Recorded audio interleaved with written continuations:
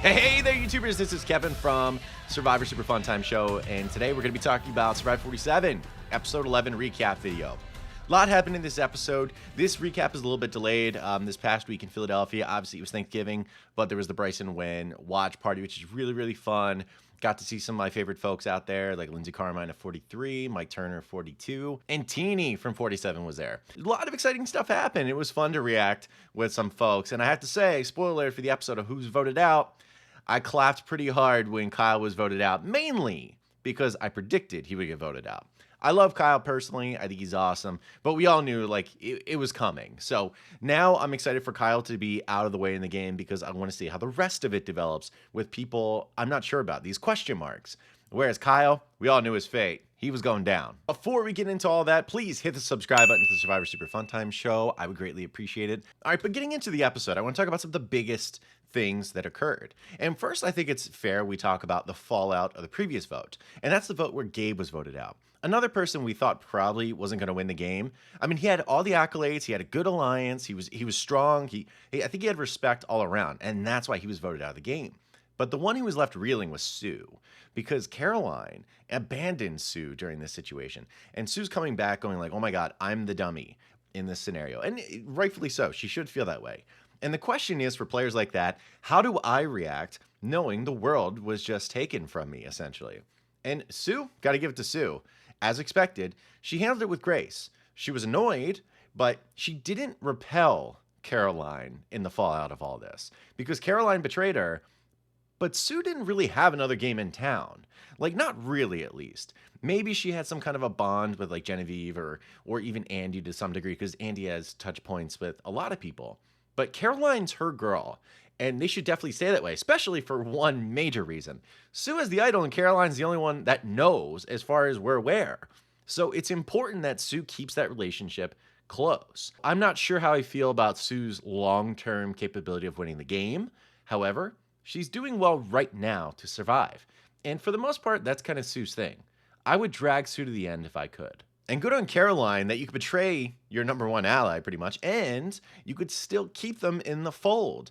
Caroline is playing a very good game at this point. And Caroline has other irons in the fire. I mean, they create this 5-person alliance, kind of like the underdog alliance, we'll call it. And this is where, Teeny, Rachel, Caroline, Sue, and Andy, they get together, the 5 points of the star.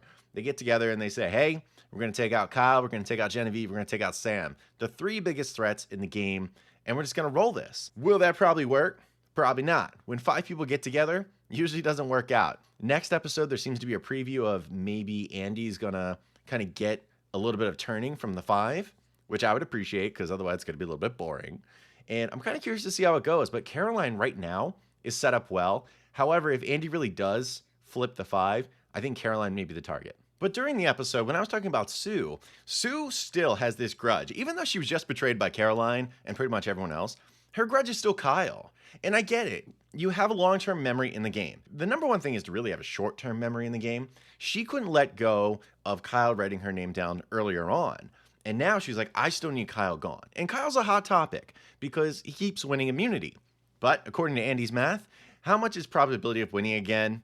It's pretty low to some degree, and I'll talk more about that a little bit later on. I don't really care either way. I think Sue probably doesn't like Kyle for like a bunch of reasons. Kyle is a crazy nice guy, like one of the nicest guys in the world.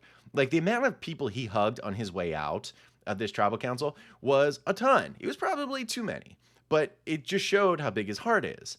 And the problem is when Kyle is hated so much by somebody, whether Sue's bad or not, outwardly, you go like, if the nicest person by far is severely hated by someone, doesn't that make them kind of the bad person automatically? So I think there's a lot of people that are taking it that way from Sue, which I don't know if it's fair, but it is kind of strange how much of a grudge she's had. And I think grudges have had too much of a role in this season. For a season that's actually kind of boring for the most part, I think that Genevieve holding a grudge, what happened with Rome in Merge, which I think blew up her game entirely. I think that was the wrong move by Genevieve. I don't think there's a chance she can win the game now. And she's got all the abilities in the world. No matter how much she's trying to detach or attach to people, I don't think she can win. But Sue also having the same thing with Kyle, I think that's a problem. Now, Sue, I don't think is going to win the game anyway, mainly because she's not doing anything. She has an idol. She can use it to make a big move if she wants to.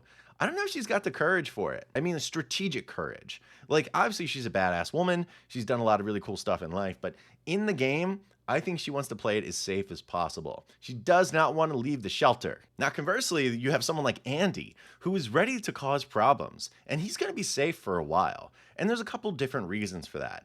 One, I think everyone wants to use Andy in the game. I think everyone looks at him and thinks he's a weak guy. Or even if he has a strategic mind for things, he can't get anything done by himself. He's never going to be this alpha dominant guy. I mean, as a viewer, people look at it and they go, Sam, why is Sam considered a threat in any way? Sam hasn't had any footing since the merge, basically. But for some reason, everyone's still saying we need to get out Sam. Maybe it's a perceived strength thing of him being alpha. I'll tell you right now, he's a really fun and social guy. I think he's someone that naturally can go into a room and win people over. Whereas I don't think Andy can do that. And I think people recognize that and they get scared. Same thing with Rachel, same thing with Genevieve. And for some reason with Andy, he can just sit back and enjoy. And he can throw out anything he wants to anyone. And he's probably not going to be a target. Because I think Andy's the guy that you use for your agenda. But Andy, in the meanwhile, he does have a background agenda. His reads on the game are really good. Really, really good. I got to give that to him. I made this dumb joke. I'm like, he's so invested in AI that his personality is starting to become AI generated. And I think that's kind of true with how he's approaching the game. He's a game bot at this point, and it's great. It's great. The problem is when you're out there, when you're out with people, we just saw it in Survivor 46. No matter how many correct moves you made, if everyone else doesn't know it or they don't like you that much, you're not going to win the game. So when it comes down to it, it's a social experiment.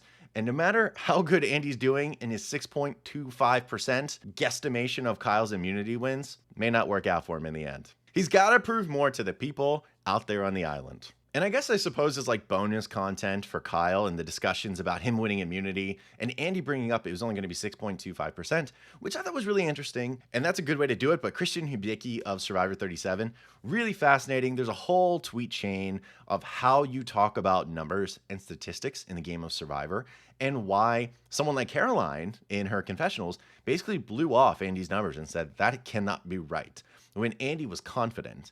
Because it's one thing to be right about your numbers. It's how you frame numbers sometimes. I mean, sports fans, think about how you frame statistics for your team versus another team. Funny enough, Gabby Pascuzzi, also from David vs. Goliath, also chimed in too, using their big nerdy brains to break down Andy's nerdy brains. And that was really, really fascinating. But I do appreciate it. I do appreciate it very heavily. Because again, this is where GameBot and social player people want to vote for, they clash. And that's what happened with Andy and his stats. And sometimes people don't believe him. Now, on the challenge front, Kyle did come close. You know, he almost won this one. But Rachel won the immunity challenge. I mean, she's collecting accolades in this episode. Rachel has now come from an underdog position to kind of a favorite in winning the game. Actually, to the point where it'd be kind of boring if Rachel won the game. Because I can see it. I can see it coming right now that she possibly could. Because she has an advantage and she has an immunity necklace. I thought it was great to mix it up. I don't want to see Kyle win again. Kyle has the new era record for most individual immunities won. He can't get past 4 now at this point. And thankfully, as a traditionalist, I'd be really annoyed if he had made the 5 immunity club because I feel as though he only got like 3 technically. But this prevented it. And obviously that meant his goose was cooked for the most part. Because yeah, Genevieve is probably strategically the one to really take out. But then you have Kyle, who they're just like, we just need to get this dude out. And Sue is vengeful. So, of course, Kyle gets voted out of the game. And I get it.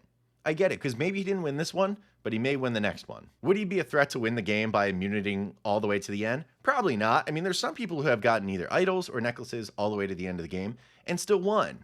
Ben from Season 35, he won. Mike Holloway is probably the best example. He won. Tom Westman from Survivor Palau. He won, and he got 5 immunities. So you can't count people out like Kyle, but you usually need to do more with those immunity necklace runs than Kyle did. Kyle didn't do anything. And I say that with love. He didn't do anything. Kyle used the immunity necklace at the base level, which is by keeping yourself safe. But during those times, that's the time where you get risky, right? You have that advantage, and if you're feeling pretty good about it, like, you don't get too strong. You don't have like necklace muscles and start trying to do every major strategic thing under the sun. But mix it up, baby. You got the necklace. You're not going anywhere. So ultimately, whether Kyle immunity'd all the way to the end or not, they're not going to vote for him because he didn't make the game shift. Now, there was an interesting journey that Rachel was sent on, kind of by random draw. Now, there were 3 people that tried out for it. Sam tried, Genevieve tried, and Rachel. And they all put their hands up in hopes that they'll get an advantage of some type. Rachel apparently just to keep it out of Sam and Genevieve's hands, which Genevieve and Sam are players, man. They raise their hands because they know they need to change their game. And they're aggressive. Rachel is too. Rachel went out there, and the barge thing was pretty cool. Just the visual of, yeah, we're going to rip the table off this barge if you don't solve this kind of simple puzzle in the right amount of time. And it was brilliant. I actually had no idea if she was going to solve it or not. So I have to give a lot of credit to producers in making like this several groupings of ropes that are uncoiling. It made it really suspenseful. But then Rachel gets the block a vote. So you can use it to the top 6, where she can block a castaway's vote, but the castaway won't know who blocked it. Now, I would think if they extrapolate, it would be Rachel. Rachel already told most people that she has it in the first place, which I would say I don't know why she did that, but I get it. If you can buy some goodwill for a vote or two, that's really all you need. Because once it gets to 6, the last time you can use it, that's when it has its max capacity ability. You want to get to 6, and that can change everything. That could be a game-winning blocked vote. Rachel's putting together a hell of a resume. She's got the block vote. She just wins her first individual immunity necklace in kind of a classic challenge, which I loved. She's been a threat since the merge. That's why I'm not totally bought into her winner edit quite yet, because I think she's been a threat for a long time. Andy's the type of player that would get out Rachel, especially knowing she has a block vote. So I'm really curious how that's going to shape up, because he knows that like Sam doesn't have any footing right now, but Sam's a dangerous player if he gets any. So I think it would probably be an issue if Andy went with Sam, but it would also be an issue if Andy let Rachel continue. So I'm really hoping the wildcard Andy makes this happen. All I know is this season is about gotta. This season is all about gotta, and if you haven't figured that out yet, you're not paying attention to the story, especially Andy. The game has been told through Andy's eyes since the beginning. It's incredible. And what's so fun is most people don't like Andy when they watch the show. I enjoy Andy. Is he my favorite player? No. But that's okay. I'm not always looking for my favorite player. I'm looking for a person that moves the story along and makes it interesting. And Andy is probably the only one anymore at this point. Rome was interesting. Gabe had his moments of being really interesting. And beyond that, the game is not full of characters. Honestly, that's like a whole digression about Survivor 47. I am intermixing rewatching Survivor 46 with current Survivor 47 right now. And the difference between the 2 seasons is night and day. Survivor 46 is characters on characters on characters. Even like Yanu itself has more characters than all of season 47, pretty much. I mean, Jelinski, Banu, Jess, Q, oh my god, like Kenzie is not even really a character. Tiff's really not even a character, but they were much more interesting than the vast majority of Survivor 47. And that doesn't even count the other tribes. Survivor 47 has a handful of interesting people. Like the game is good. I love Survivor 47 because I love Survivor. However, it's probably closer to like season 44 than it is with season 46 or 45, where I think they're banger seasons. There's potential for it to become a banger season, but the problem is like Rachel plays it safe. Sam has no footing in the game. Otherwise, I think he would be a little bit of a menace. Andy's a menace behind the scenes, so he's not really out there. Sue is not a menace in any way. Caroline is not a menace in any way. So it's actually become a little bit boring of a game. I really hope by the end it gets a little more hype. I really do. I want it to be a good finale. I want it to be a good, clean, dirty game and make it happen. Survivor 46, I think, spoiled us a little bit. But if it ends well, we'll see. I think some of the folks that were voted out early in the game would have really had some spice. John Lovett? Maybe. Annika? Definitely. I greatly regret Annika being voted out now for the sake of the season. And Rome. Of course, Rome. I was hoping Rome would be a menace to the end of the game. Not the case, but what can you do? But those are the big points of the episode, and those are some of my hot takey opinions. I'm still very firmly in the camp of I want Sam to win the game. He has no footing to win the game, but I want him to win the game. I think he has a pathway because Genevieve is a bigger target at this point. And this 5 alliance, I really think Andy's going to blow it up. I don't think he's going to stick.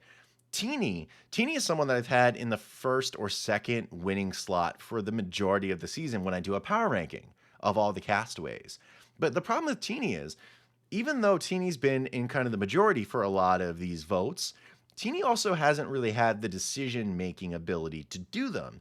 Like, not everyone's buying into what Teeny is saying, more just part of a coalition. You can win the game that way, but you usually don't. So Teeny has dropped while people like Rachel have shot up in those rankings. Sue, again, just kind of a passenger. I'm really hoping Sue does something a little bit more. Caroline has potential to do a lot. Caroline flipped on Gabe not too long ago. So clearly, there is a lot of strategy there and a willingness to do these things. But will Caroline do it when it counts? In 1 or 2 votes, it's going to get serious. That's when you decide who sits next to you and if you can push yourself to the finals. I can't wait to see how it goes. But otherwise, that's going to do it for the episode. Thank you so much for watching. If you have any comments about the episode or you're curious about some of my opinions, let me know down below in the comments. We'll talk more about it. Otherwise, hope you have an amazing day, everyone. Take care. Goodbye.